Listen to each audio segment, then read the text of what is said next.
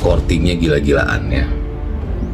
Ada yang 80%, 90% ya. Jadi saya melihat di media sosial ini dan diiklankan ya sama Tempo, diiklankan bahwa jualan mereka courting ya, atau diskon sampai 80-90%. Nah ini kan sudah menandakan bahwa minat orang terhadap media Tempo itu semakin lama semakin menurun karena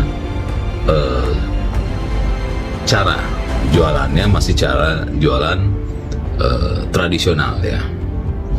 Ya mereka coba untuk bersuara, tapi sayangnya yang mereka sampaikan tidak ada bedanya dengan yang lain ya.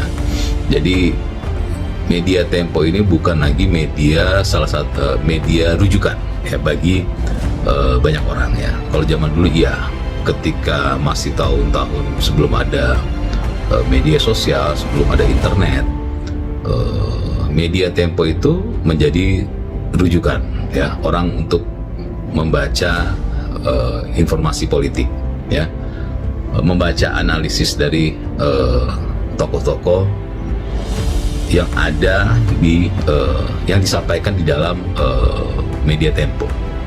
Kalau sekarang enggak lagi karena media semakin banyak dan ketika semakin ada kemajuan zaman, media yang seperti Tempo satu persatu berguguran ya.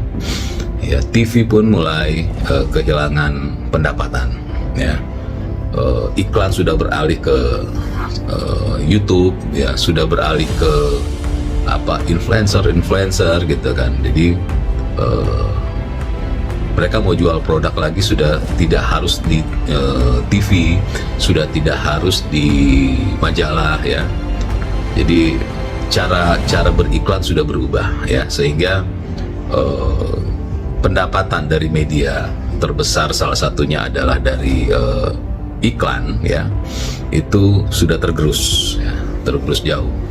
Maka tidak heran Tempo semakin hari semakin sepi peminatnya. Kami menyangka itu orang iseng kan, ya ada setengah orang iseng, ada ini serius dan seterusnya. Maka Cica komennya, kenapa bukan daging babi saja yang dikirimkan, bukan kepala yang mentah gitu. Itu respon yang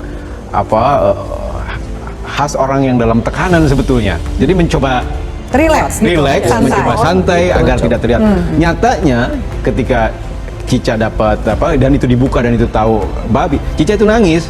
Jangankan Cica, saya aja shock lihat kepala babi terpotong, telinganya hilang, kemudian darahnya masih ada di situ, baunya luar biasa. Itu shock, apalagi dia yang ada namanya di kotak itu. Jadi respon dia itu sebetulnya respon yang semacam mungkin denial gitu terhadap dia ingin merasa baik-baik saja. Kuat gitu. Saya kuat dengan kiriman ini, dan dia nge-tweet itu.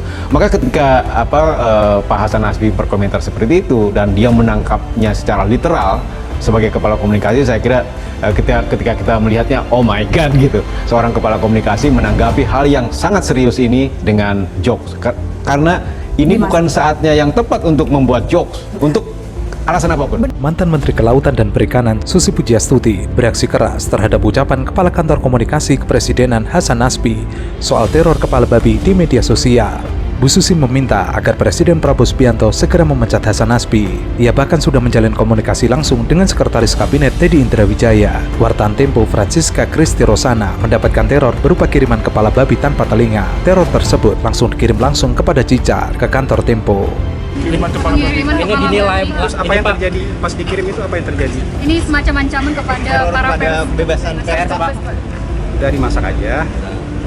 Kalau kepala babi udah dimasak aja. Ada juga anggapan jadi ancaman pembunuhan gitu Pak. Gimana Pak responnya Pak? Enggak lah, saya lihat dari media sosialnya Francisca yang wartawan Tempo itu, dia justru minta dikirimin daging babi. Itu kan semacam jokes lagi. Iya, sama artinya dia nggak terancam. Buktinya dia bisa bercanda, kirimin daging babi. Kepala Kantor Komunikasi Kepresidenan Hasan Nasbi merespon kasus teror kepala babi di kantor Tempo. Dengan santai ia menyarankan agar kepala babi itu dimasak saja. awak media sempat menegaskan bahwa kepala babi yang dikirim ke kantor Tempo sudah tidak layak dikonsumsi. Namun Hasan tetap dengan jawaban untuk dimasak saja. Ia tidak menanggapi teror itu sebagai ancaman pembunuhan. Sebaliknya, ia justru menyebut wartawan Tempo Francisca Christy Rosana alias Cica tampak santai merespon teror tersebut. Ia seperti enggan merespon lebih jauh soal teror kepala babi ke kantor Tempo. Menurutnya, hal itu merupakan masalah Tempo dengan pihak lain. Menurutnya, masalah ini tidak perlu dibesar-besarkan. Hasan justru mempertanyakan apakah kepala babi yang dikirim memang benar teror atau hanya lelucon, sebab ia menilai redaksi Tempo justru menanggapi hal tersebut sebagai candaan. Pengiriman kepala babi Pengiriman ini kepala dinilai babi. Terus apa ini, yang Pak, terjadi pas dikirim itu, apa yang terjadi? Ini semacam ancaman kepada para pers. bebasan pers, Pak. Udah dimasak aja. Kalau kepala babi Udah dimasak, dimasak. dimasak aja. Ada juga Tanggapan anggapan jadi ancaman pembunuhan gitu Pak. Gimana Pak responnya Pak? Enggak lah, saya lihat dari media sosialnya Francisca yang wartawan Tempo itu, dia justru minta dikirimin daging babi. Itu kan semacam dosa gitu. Iya, sama artinya dia nggak terancam kan? Buktinya dia bisa bercanda, kirimin daging babi. Sebelumnya kantor Tempo mendapatkan paket berisi kepala babi. Teror tersebut merupakan bentuk upaya pembungkaman terhadap kebebasan pers. Pimret Tempo mengatakan pihaknya akan segera mengambil langkah untuk menindaklanjuti teror tersebut. Kiriman paket berisi kepala babi itu terjadi pada hari Rabu. Kepala babi tersebut dibungkus kotak kardus yang dilapisi styrofoam. Paket itu ditunjukkan kepada Cica. Di Tempo, Cica adalah nama panggilan Francisca Christy Rosana, wartawan Des Politik dan host siniar Bocor Alus Politik. Ada alamatnya? Nggak ada.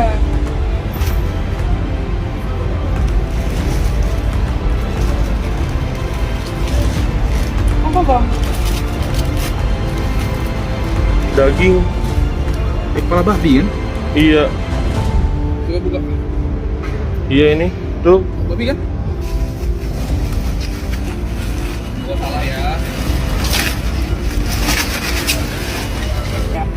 Ya.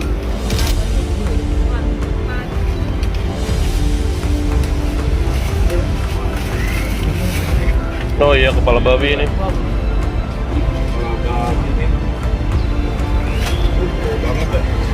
Siapa tadi yang nerima, Bang? Awal. Dari bawah, kotak besar, dikirimi paket tidak dikenal, terus dibawa ke lantai kerja kami di Tempo, buka dari awal, udah bau-bau busuk tuh. Pas dicek bawa ke bawah bener kepala babi juga. Benarkah kemudian sebenarnya jeda dari kiriman kepala babi dan kemudian tikus itu ada peretasan dan juga Iya. kontak ke keluarga Cica? Yes, ibunya Cica tinggal di Jawa Tengah, itu WA-nya diretas. Jadi ketika kebaktian dia handphonenya sedang dicas, tiba-tiba handphone itu ditelepon oleh keponakan Cica yang tinggal di kota lain. Itu menjawab, padahal ibunya Cica sedang kebaktian, menjawab suaranya laki-laki. Padahal dan si keponakannya bertanya, ini siapa? Kalau kamu ingin tahu saya, ayo keluar. Oh ya panik lah, dia lapor ke Cica kemudian WA ibunya di nomor itu dan dijawab lagi di rumah. Padahal dia lagi kebaktian. Baik. Jadi ada peretasan dan memang itu diambil alih oleh seseorang yang tidak kita tahu.